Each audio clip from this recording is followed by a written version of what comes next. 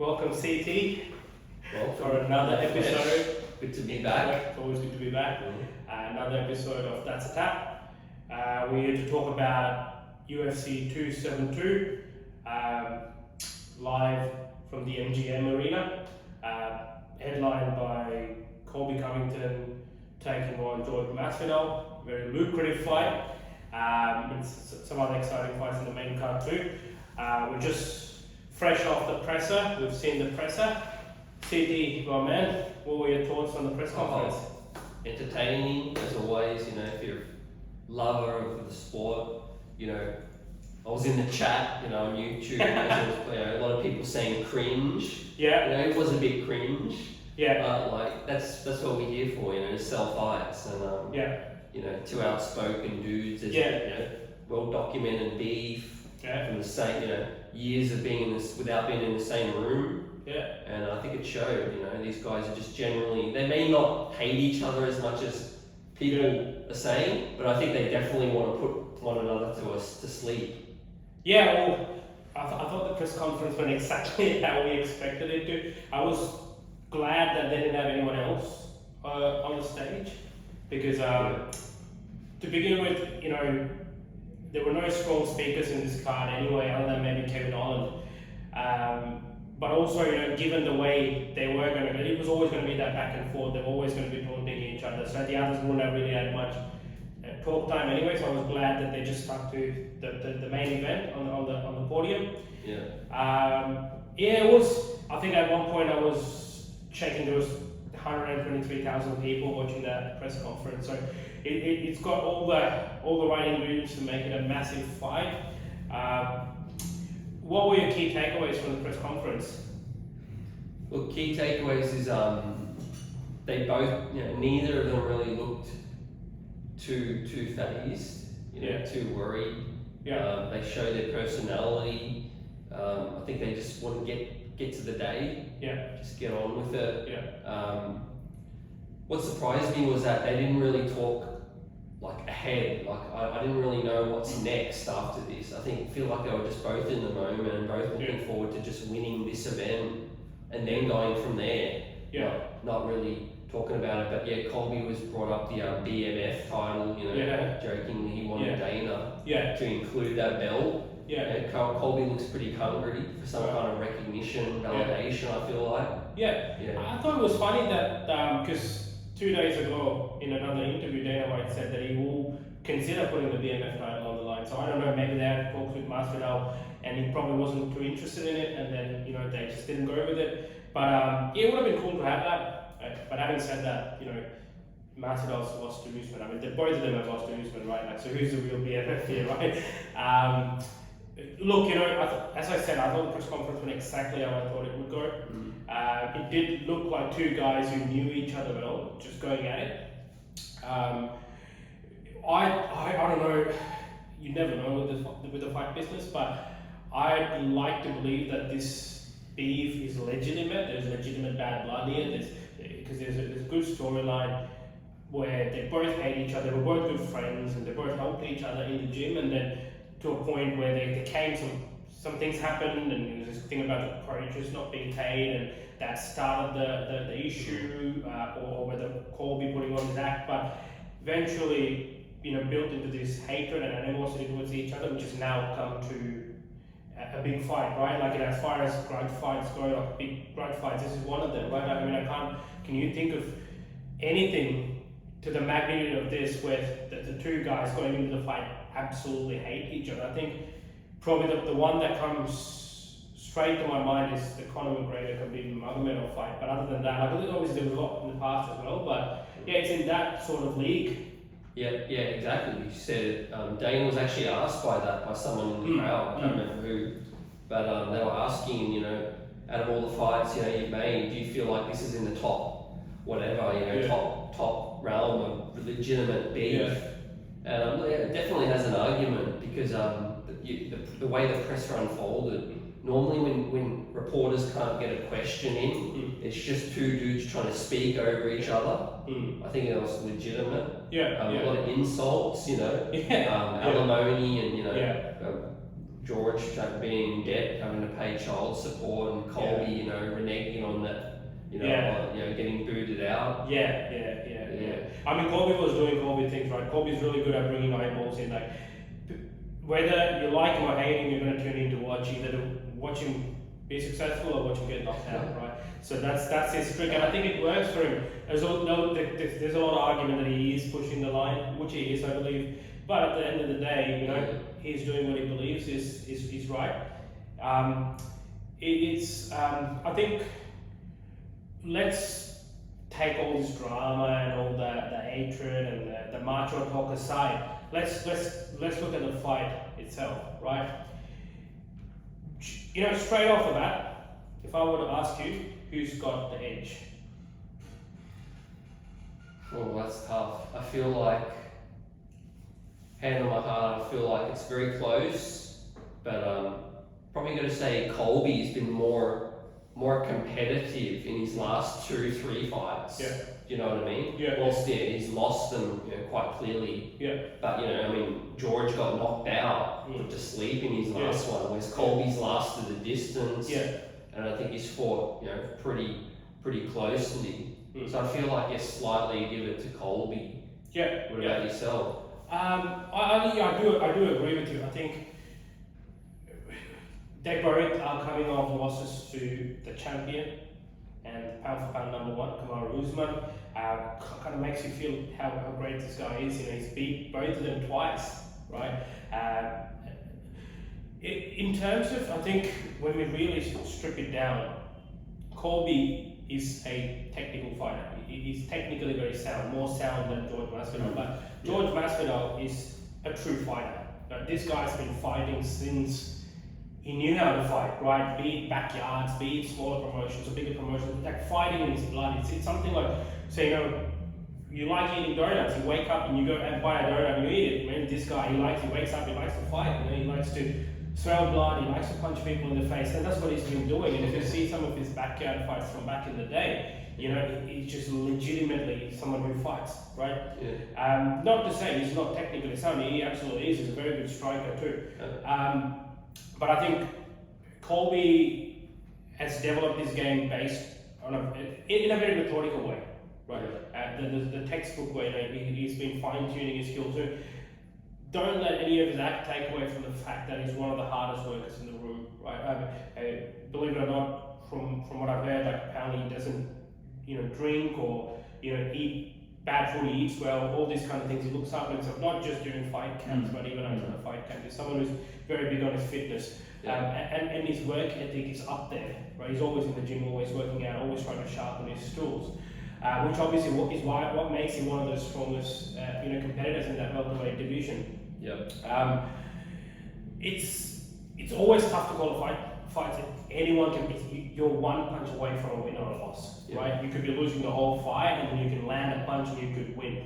The best fighter may not always win, so it's always hard to predict who will win in a fight. But in saying that, if everything goes to plan, and you know, on paper from what we can see, I think Colby Covington edges out George Masvidal slightly.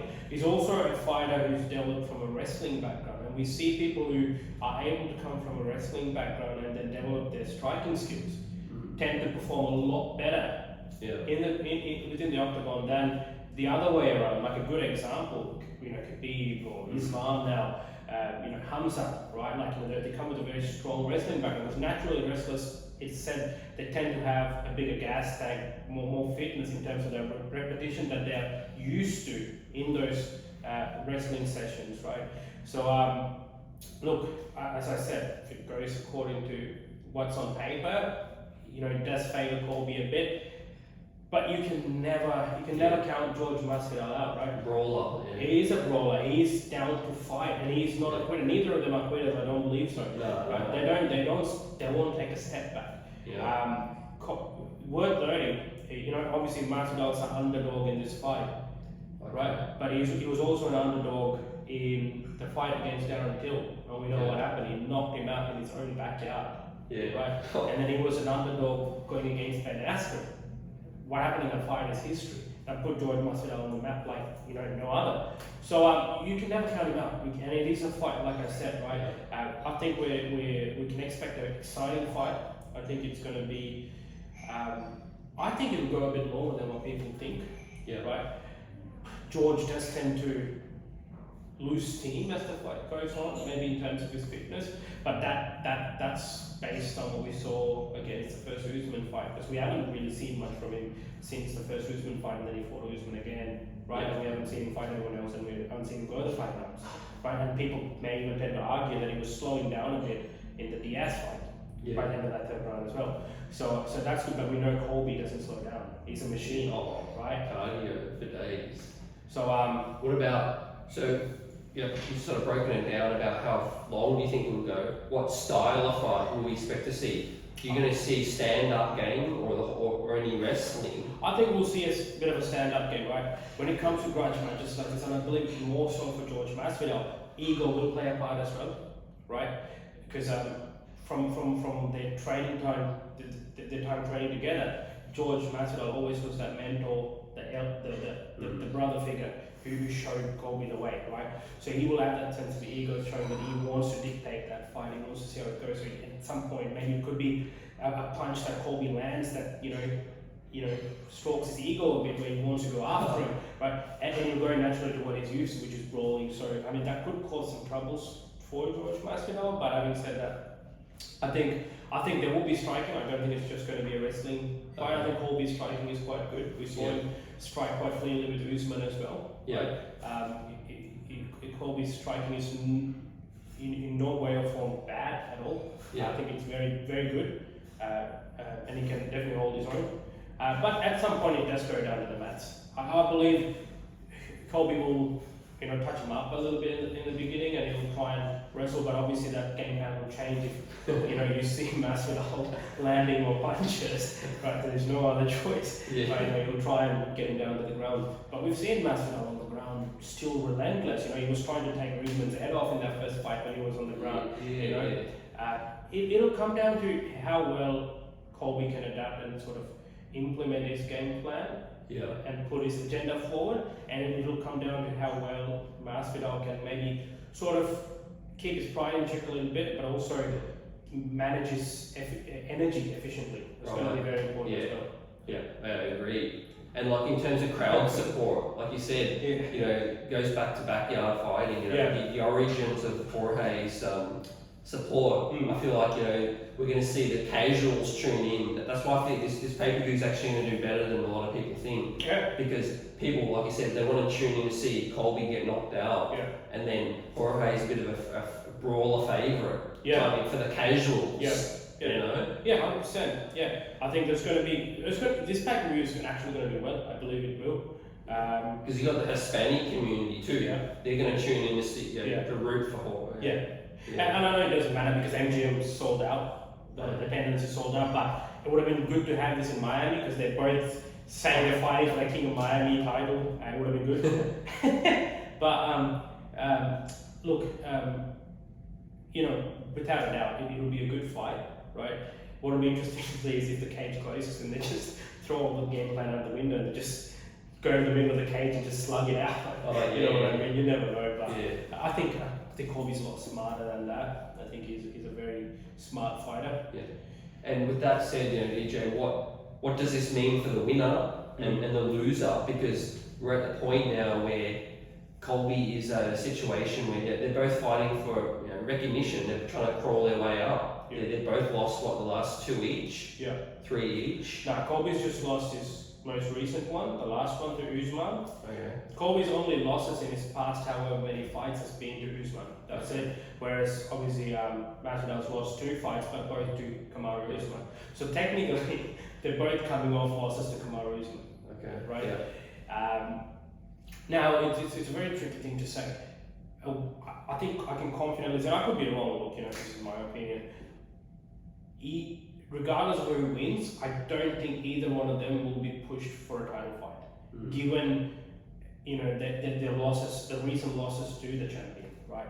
Unless Leon Edwards throws a surprise and wins the title, and then if Masvidal wins this, that fight's right there. And then, you know, that's another massive fight, the 3 piece in the soda thing. Well, if I guess if Masvidal wins, obviously he'll probably, he's made it clear that he wants to make a run at the title. It's his mission. He wants to get that welterweight championship title. Right. So he'll probably look at someone above him. Right. He'll probably try to get another name that'll get him there quicker. Right. Now obviously Burns is booked with Hamza, right, and then Vicente Luque has been booked with Bilal Muhammad. Right, so the winner of either of that could fight Masvidal. Anyone would say yes to Masvidal because he's a big name. Right. Maybe Nate. Oh, look, they could do that. You know, just for the loser, maybe like, you know, they need some bigger fight to get there. Yeah, they could. If Masvidal loses, that's another fight. That's because if Masvidal loses, you've got to start being realistic, right? Like, how realistic is it for him to push for that title now? You know, he's in his late 30s and age. Not that, you know, look at Glover, right? He's in his early 40s and he likes just making bread too. Yeah. Like, you know, this is a dude getting beat up, getting paid, you know, peanuts. Yeah. And now he's only in the last 2 fights where he actually got he said compensated handsomely. Yeah, and he's, I don't know if you noticed in the press conference they mentioned that he signed a new deal today as well. Oh, really? So, you know, and that's apparently a very lucrative deal too. So, you know, there you go. So I think they could. I think if Masvidal loses, he'll start looking at those fan-friendly fights, or the US he'll start matching the Nate Diaz. The McGregor fight's not too far away for Masvidal as well, right? That's a massive fight. Whether you win or lose, Masvidal versus McGregor will do a lot, because that was always teased after that Cowboy Cerrone fight, right? And then let's look at Colby's. If Colby wins, obviously, I think he's one more fight away from maybe a title fight again. Because in the manner in which he lost to Usman, I still think Usman won that fight, but I think it was a much closer fight compared to the manner in which George lost to Usman. Another reason why you can't validate an immediate title shot after this win if he wins for George Masvidal wins. So Colby, they could even make a case depending on the manner in which he wins, right? If Colby loses, I still think there's a lot of fights for him, right? Anyone in that top 5, they could match him up. Colby's always going to be in that conversation. To be a rematch, even. I think it was actually a question asked today, EJ, about, you know, would you guys just run it back? Or whatever, you know, a trilogy. I remember that. Look, you know, sometimes you can, but I think most of the time you'll see with these bad blood fights, it's always just that one fight. Because there's so much bad blood, there's a lot of mental stress going into it. Fighters don't tend to want to go through all that again. So when you put a definitive end, unless there's no definitive end, I feel like they will not make another one. We don't know. Look, you know, I just feel, I don't think a title shot is there for either one of them with a win. But having said that, if there is like a flash knockout, right, you can always make the case. I mean, they're talking about McGregor coming in and walking into a title shot, so you never know. But in terms of who will lose more if they were to lose, I would say more Masvidal is set to lose more than gain if he were to lose the fight. Because obviously he had that massive rise and then he lost to Usman, which is fine. He's a pound for pound number 1, right? And the manner in which he lost obviously did take a huge hit in his stardom, and now he's fighting this massive grudge match, right? And if Colby is able to win, you know, that's sort of obviously the manner in which he wins or loses is going to play a part, but you know, he definitely needs to take a hit. Especially because, like I said, being the favourite or the fan favourite in this fight, mostly they're going to want and expect him to put, you know, Colby to shame, you know, embarrass him, and if anything short of that, he's going to feel that bit of pressure. I mean, everyone, you know, knows Colby's a pretty sound fighter, even if you hate him. You know, he's no easy beat for sure. But I still feel like the fan favourites will want Masvidal to win this one convincingly. So you said he's got way more to lose. He's got way more to lose for sure. And look, don't let Colby's persona fool you. He's one of the best fighters out there in the middleweight division. I think he's really good. Look at the fights with Usman. Right. In the second fight, you can argue both ways. Like sometimes, right, you can argue the other way where he's top 3, I think, easily. For sure. Look, either way, a great card to look forward to. Entertainment guaranteed. Really quickly, obviously, RDA's fight with Rafael Fiziev dropped out, and we were sort of teased that Islam would step in. It was a shame that it didn't come into fruition. I think. Were you expecting it? Did you expect it'll make that fight? Yeah, like Daniel said, I think there was one day you went to sleep and I was expecting it to be announced the next day. There was a lot of, but I don't think any heat towards Makachev would be justified. You just want to fight. Every fighter is well within their right to take a breather. Don't let the blood rush to your head and take another one. And you get knocked out.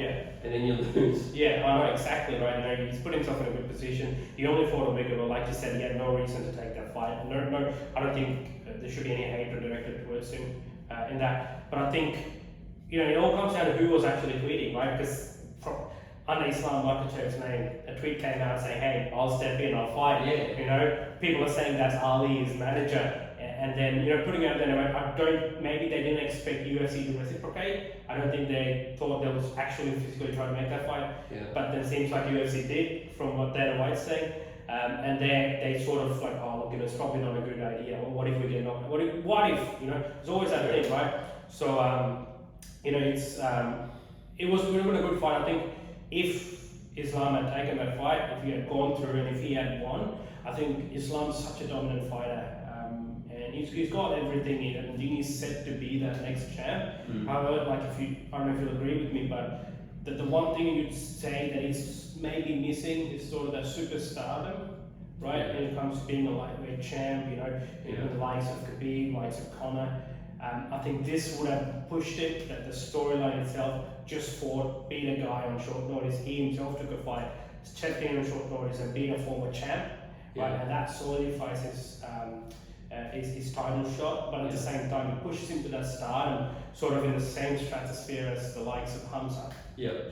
Hamza built his brand based on short notice fights, right? So anyway, we also got another fan-friendly fight. One of your favourite fighters is fighting Kevin Holland, takes on Alex Oliveira, and his welterweight debut. Yes. Are you looking forward to that fight? True fighter. Looking forward to entertaining.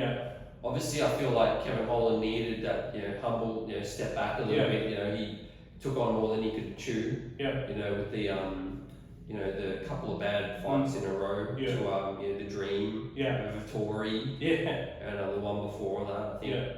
So he's got to work his way back up, but I think he's got a bright future with the UFC still.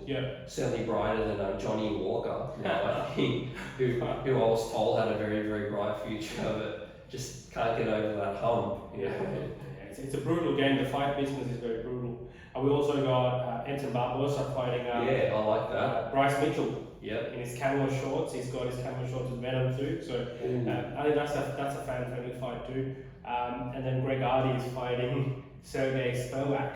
So it's a decent main card. Obviously, a banger of a main fight, right? And then you got a good co-main as well. Renato Moicano stepped in to fight RDA.